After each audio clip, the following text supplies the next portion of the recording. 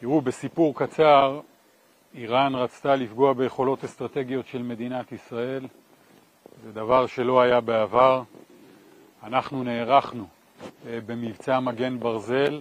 ההיערכות הזו הביאה את איראן לפגוש גם עליונות אווירית, שאתם ביטאתם אותה בצורה מאוד טובה.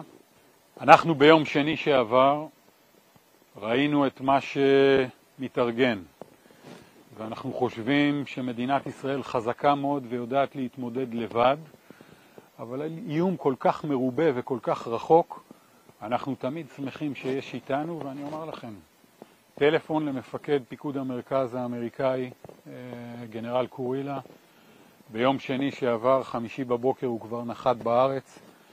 התחלנו תאומים משותפים.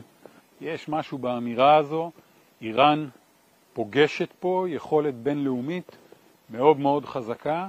תראו, כשאנחנו מסתכלים קדימה, אנחנו שוקלים את צעדינו, והשיגור הזה של כל כך הרבה טילים, טילי שיוט, כטב"מים לשטח מדינת ישראל, יענה בתגובה.